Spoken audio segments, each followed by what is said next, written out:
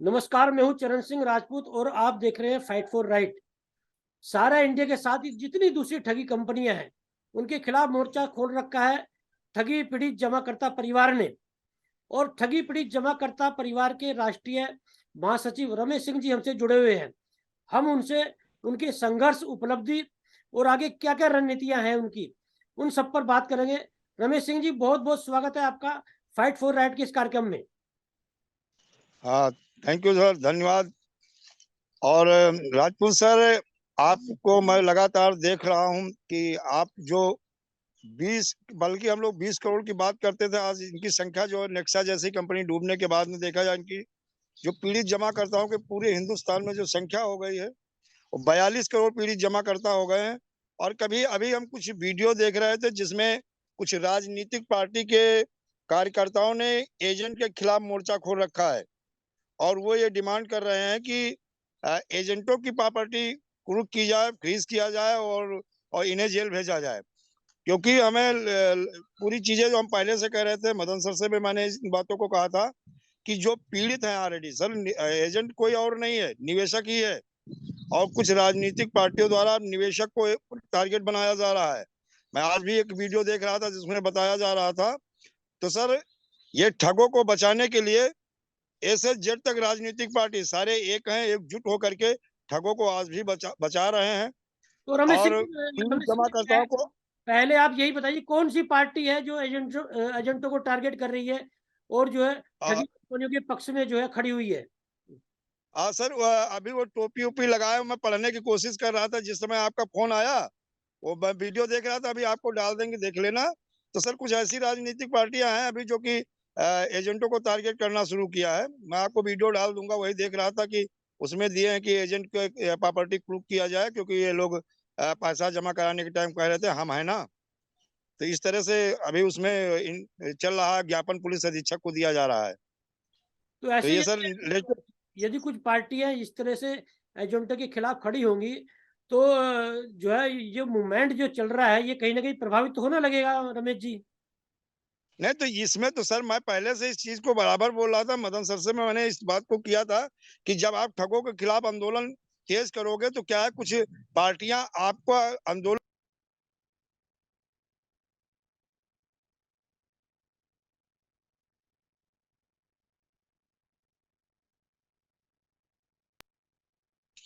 जी।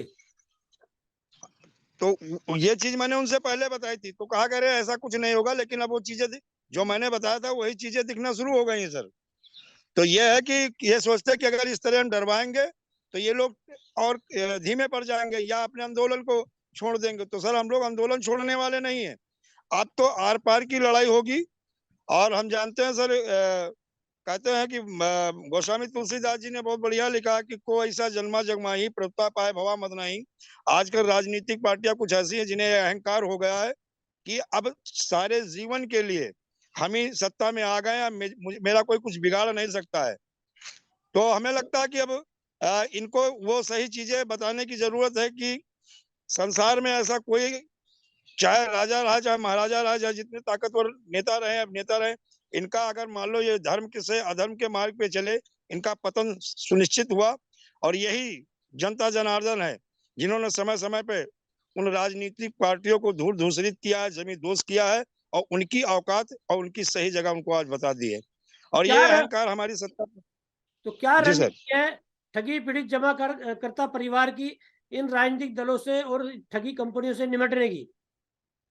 असल रणनीति एक ही है कि अब आर पार की जो लड़ाई शुरू हुई है, और ये 23 मार्च के बाद में हम लोगों ने पूरा प्लान कर लिया है कि बूथ से लेकर के बूथ, चाहे बूथ हो, चाहे ब्लॉक स्तर हो, चाहे ग्राम सभा स्तर हो, हर स्तर पे हम जमाकर्ताओं को ही अपने संगठन में जोड़ रहे हैं। अब जमाकर्ता हमारे संगठन में जुड़ता हुआ जा रहा है और संगठन का हिस्सा बन रहा है। और उसे एक ही चीज बताया जा रहा है कि जो हमारा मिशन है, ठग मुक्त बेईमान रहित भारत को स्थापित करने के लिए जन जागरण जन चेतना अभियान, उसका हिस्सा लोग बन रहे हैं और ज्यादा से ज्यादा भाग ले रहे हैं। और आने वाले समय में इन सारी राजनीतिक पार्टियों को ये तो तय है सर कि अगर इन 42 करोड़ पीड़ित जमाकर्ताओं का भुगतान इन लोगों ने वर्ष 2019 या पीआईडी एक्ट के तहत अगर सुनिश्चित नहीं किया 180 कार्य दिवस में 2 से 3 गुना, तो ये तय है सर, आने वाले समय में इस सारी राजनीतिक पार्टियों को नुकसान ही नहीं उठाना पड़ेगा, और हो सकता है कि कोई तीसरा विकल्प इन राजनीतिक पार्टियों के बीच में आके खड़ा हो जाए। 14 मार्च का क्या कार्यक्रम है आप लोगों का? 14 मार्च को सर पूरे भारत में हर जिला अधिकारी को ज्ञापन दिया जाएगा, और एक ही चीज होगा सर कि जहां जहां पे आवेदन स्वीकार नहीं किया जा रहा है, इनके खिलाफ मांग कर रहे हैं कि ऐसे भ्रष्ट जिला अधिकारियों के खिलाफ विधि सम्मत तरीके से कार्रवाई करते हुए इनको जेल भेजा जाए, क्योंकि ये लोग ठगों से मिले हुए हैं, और ठगों से कहीं ना कहीं इन लोगों को फंडिंग हो रही है। कई जगह पे ऐसा सूचना आया कि मतलब जहाँ पे आवेदन किए जा रहे हैं वहां पे सहारा इंडिया के, जैसे सुल्तानपुर में अपर जिला मजिस्ट्रेट ने कहा कि हमें मतलब सहारा इंडिया से लेटर आया है और सहारा इंडिया का हम आवेदन नहीं लेंगे। तो आप सरकार के या जनता के नौकर हो या सहारा इंडिया के नौकर हो? तो बिल्कुल। सर अभी ये तो है कि ठगों से इनको कहीं ना कहीं फंडिंग हो रही है, और ये अपनी कर्तव्य को, अपने जो इन्होंने शपथ ली थी साहब, उसको भूल गए हैं। और जनता, अक्सर कहा जाता है कि जनता जनार्दन होती है, और हमारे झारखंड की हाई कोर्ट ने भी एक फैसला किया था कि कोई आईएएस मालिक ना समझे वो जनता का नौकर है, और अगर मालिक समझता है तो रिजाइन दे दे, अपना बिजनेस कर ले और मालिक बन के घूमे। 14 मार्च को आप लोगों का जिला अधिकारियों के कार्यालयों का घेरने का आपका कार्यक्रम है, और आप लोगों ने बोला कि बट एक्ट का जो उल्लंघन कर रहे हैं डीएम उन्हें घेरेंगे। और 14 मार्च को ऑल इंडिया जन आंदोलन संघर्ष न्याय मोर्चा ने डीएम कार्यालय पर धरना प्रदर्शन रख दिया है। टकराव की आशंका मुझे दिखाई दे रही है। क्या लगता है रमेश जी के 14 मार्च को क्या होगा? सर हमारा तो सत्याग्रह है, हम टकराएंगे नहीं, शांतिपूर्वक करेंगे। अगर ये लोग ऐसा करते हैं तो सर एक चीज तो रहा है, मुझे नहीं पता है कि सर अभय देव शुक्ला और इन लोगों में क्या चल रहा है। सर मैं जानता हूँ ये लोग राजनीति कर रहे हैं, राजनीति के अलावा कुछ नहीं कर रहे हैं। अगर वास्तविक में ईमानदार हैं, सच्चाई है इनके अंदर कि पीड़ित जमाकर्ताओं को ये भुगतान चाहते हैं, तो सर बार बार ये लोग वही डेट रखते हैं जिसमें अपनी घोषणा होती। मतलब इस क्या चाहते हैं ये लोग नहीं चाहते हैं कि मतलब जो हमारे कुछ संगठन है, अब तो मुझे खुल के आगे बोलना होगा इनके। अगर कोई भी सर ऐसा बंदा है जो पीड़ित जमाकर्ताओं को शोषण चाहता, भुगतान नहीं चाहता, उनके कार्य में बाधा बनता है, तो सर मैं भी उनको उसी श्रेणी में लाके खड़ा कर दूंगा कि ये भी ठग हैं, और ठगों से मिले हुए केवल राजनीति करना चाहते हैं। और राजनीति के लिए ये कई ऐसे मेरे पास प्रूफ हैं जहां अपनी पत्नी को उन्होंने राजनीतिक क्षेत्र में उतार दिया है। अब वो बात कहनी नहीं चाहिए सर, वही डेट बार बार रख रहे हो, इसका मतलब बाधित कर रहे हो। या तो आप अगर 14 रख रहे हो तो बताइएगा, हम सारे संगठन जो भी हमारे हिंदुस्तान में पीड़ित जमाकर्ताओं के लिए संघर्ष कर रहे हैं, सारे संगठन एकजुट होकर के हम कलेक्ट्री का घेराव करेंगे, या कलेक्टर का घेराव करेंगे, या पीड़ित जमाकर्ताओं के भुगतान के लिए हम ज्यादा से ज्यादा एकजुट होकर एक जगह खड़े हो जाएंगे। ये तो बात नहीं कर रहे हैं, अब टकराव कर रहे हैं। टकराव से नुकसान किसका होगा? इन 42 करोड़ पीड़ित जमाकर्ताओं को। और जमाकर्ताओं को यह समझना होगा कि वास्तविक में सही आपके हित के लिए, आपके पैसा भुगतान के लिए सही लड़ाई कौन लड़ रहा है जमाकर्ताओं को। हमें लग रहा है जमाकर्ता जागना भी शुरू हो गए, और उस संगठन की मैं बात करता हूं, उस संगठन में आप देख ही रहे थे, तोड़फोड़ शुरू हो गई। लोग छोड़ छोड़ के जाने लगे हैं या हटाए जा रहे हैं। जिन्होंने शुरुआती दौर में संघर्ष करके इस मुकाम पर तक इस संगठन को पहुंचाया था, आज वो उस संगठन को छोड़ के जा रहे हैं सर। दूसरी भारत यात्रा की क्या उपलब्धियां हैं आप लोगों की? सर दूसरी भारत यात्रा की उपलब्धि यही हुई कि यूपी जैसे कई ऐसे स्टेट है जहां विंडो ओपन हुए, भुगतान का आवेदन स्वीकार किया जा रहा है। और यहाँ तक कि कुछ जगह से अपर जिला मजिस्ट्रेट वित्त राजस्व ने बहुत सकारात्मक कदम उठाया है। चाहे कल्पतरु कंपनी हो, या सहारा हो, या पीएससीएल इंडिया, साई प्रकाश, श्री राम, या अन्य क्रेडिट कोऑपरेटिव सोसाइटियों को देखा जाए, अपर जिला मजिस्ट्रेट ने उन कंपनियों को नोटिस भेजा, एक टाइम दे दिया कि फला तारीख तक आप अपना पक्ष रखें या नहीं तो एक पक्षी फैसला किया जाएगा। हमें सक्षम अधिकारी बनाया गया है, हम आपकी प्रॉपर्टी को क्रूक करके नहीं फ्रीज करेंगे, और सेल आउट करके निवेशकों का भुगतान करेंगे, या तो आप अपना पक्ष रखिए। एक टाइम बाउंड दे दिया है सर। कहाँ के डीएम मुख्य रूप से हैं जो बर्ड्स एक्ट का उल्लंघन कर रहे हैं? सर देखा जाए बर्ड्स एक्ट का उल्लंघन करने में तो सबसे पहले आपका सर डीएम आता है अमेठी जनपद का। और इसने तो यहाँ तक कह दिया है कि जो आप वो शब्द नहीं बोलने चाहिए, कहा जो उखाड़ना हो उखाड़ लो। अपर जिला मजिस्ट्रेट वित्त राजस्व और जिला मजिस्ट्रेट अमेठी दोनों ने कुल कहा जो कुछ उखाड़ना उखाड़ लो, मैं नहीं आदेश का मतलब अनुपालना सुनिश्चित नहीं करूंगा। और हमने कहा सर अन्य जनपदों में जैसे विंडो ओपन हो गए, भुगतान का आवेदन लिया जा रहा, तो उन्होंने एक ही वर्ड कहा, वो मूर्ख हैं। जहां ले रहे हैं वो कलेक्टर और अपर जिला मजिस्ट्रेट मूर्ख है, मैं मूर्ख और बेवकूफ नहीं हूँ। मतलब और बढ़ते इसी कड़ी में सर आपका देवरिया का डीएम आता है। देवरिया में भी कलेक्टर ने यही शब्द बोला है। तो तो मतलब सर बढ़ते आज देखा जाए कि बट्स आज एक्ट देखा तो जाए सर जी जी जी जी जी बोले सर बोले। बट्स एक्ट तो जो है वो केंद्र सरकार ने कानून बनाया है। फिर ये डीएम या अपर डीएम जो है ये फिर ऐसा क्यों कर रहे हैं? अब सर ये वही बता रहे हैं ना कि इनके भाजपा की सरकार में सर मैं समझ नहीं पा रहा हूँ कि मुख्यमंत्री प्रधानमंत्री का कुछ अपना रोल होता है, इनके कुछ अधिकार होते कि नहीं। सारे अधिकार इनके अधिकारियों के पास ही है। हमें लग रहा है कि बर्थ एक्ट की आदेश की अवहेलना करना, इसके आदेश की अनुपालना न सुनिश्चित करना, इसमें सर महामहिम राष्ट्रपति महोदय का भी अभिमान है। पार्लियामेंट का ये लोग अपमान कर रहे हैं।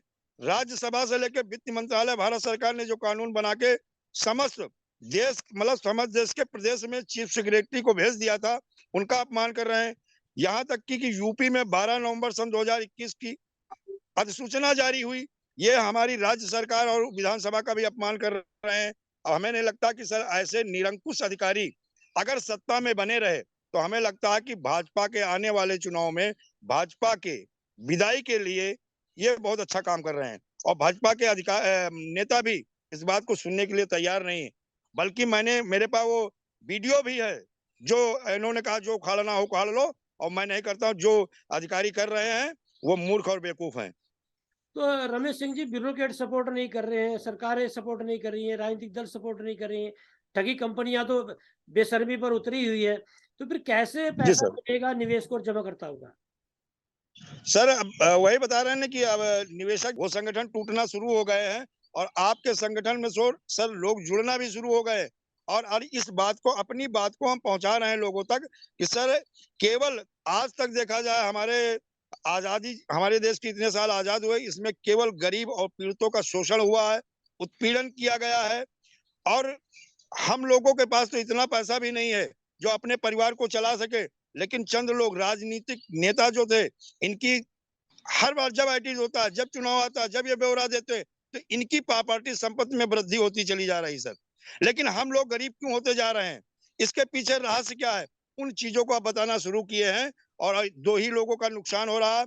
अगर किसी निवेशक द्वारा अधिक प्रेशर बनाया जाता है कार्यकर्ता के ऊपर, तो सर वो एजेंट क्या करता है, आत्महत्या कर लेता है। आत्महत्या करने के बाद जो सुसाइड नोट होता है उसमें जमाकर्ता का नाम डालता है कि फला निवेशक ने प्रेशर बना, मैंने आत्महत्या कर लिया।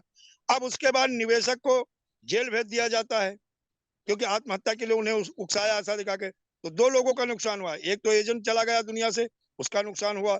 दूसरा निवेशक का पैसा जमा, वो जेल चला गया, उसका नुकसान हुआ। ठग भी बच गए और हमारी सरकार भी बच गई।